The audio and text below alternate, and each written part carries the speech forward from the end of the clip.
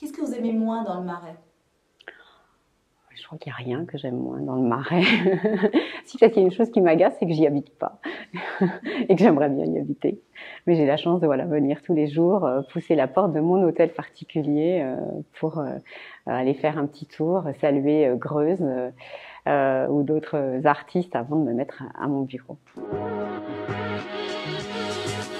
Alors, je suis Annick Lemoine et ici au Marais, je dirige le musée Cognac-G. C'est vraiment un musée singulier, un petit bijou, un trésor du Marais. Par son lieu, c'est un hôtel particulier, l'hôtel Donon. Et il est singulier parce que c'est un des plus anciens hôtels particuliers du Marais qui précède la place des Vosges, qui a été érigée à la fin du XVIe siècle, début du XVIIe, pour Médéric de Donon, qui était le contrôleur général des bâtiments du roi. Et donc c'est très intéressant d'un point de vue architectural et c'est vraiment un hôtel particulier classique entre cour et jardin. Et c'est aussi l'histoire du Marais, puisqu'il a été érigé au moment de cette transformation du Marais à la fin du XVIe siècle. Et puis ensuite, il fait aussi partie de la campagne de réhabilitation du Marais qui a été rendue possible par Malraux. Le bâtiment était en ruine, avec la charpente éventrée. L'hôtel a été sauvé et réhabilité dans les années 80 et il abrite depuis 1990 le musée Cognac-G. L'autre singularité de ce musée, c'est que c'est un musée de collectionneurs et ça raconte l'histoire passionnante d'un couple, Ernest Cognac et Marie-Louise G, qui sont venus au milieu du 19e siècle, sont montés à Paris, comme on dit, lui venu de l'île de Ré, elle de Haute-Savoie, de milieu extrêmement modeste, et puis par leur passion, leur volonté, ténacité, le travail également, ils font fortune en créant les magasins de la Samaritaine qui mettent en place aussi des nouvelles techniques de vente, rencontrent un immense succès et Ernest Cognac, à la fin de sa vie, décide de collectionner et passionnément, en très très peu d'années, il va réunir une collection extraordinaire. Et la dernière autre singularité du musée, c'est que tout le musée est consacré au XVIIIe siècle, parce que Ernest Cognac, comme un grand nombre de collectionneurs de l'époque, en France comme outre-Manche, le Wallace, la Frick, les Rothschild, sont passionnés par l'art de vivre du XVIIIe siècle.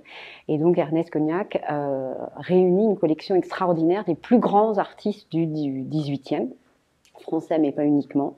Donc vous pouvez découvrir au musée des chefs-d'œuvre de Boucher, c'est ce que vous avez derrière mon dos, le bain de Diane, mais également des Tiepolo, des Canaletto, Greuze, Fragonard. Et c'est ça qui est intéressant aussi, Ernest Cognac aimait ou voulait témoigner de l'art de vivre du XVIIIe, et lorsqu'il a finalement décidé qu'il voulait donner la plus grande partie de sa collection à la ville de Paris, la léguer pour en créer un musée. Il a décidé de aussi acheter des boiseries, des décors du XVIIIe pour que la collection soit présentée dans la reconstitution, l'évocation d'un cadre du XVIIIe siècle.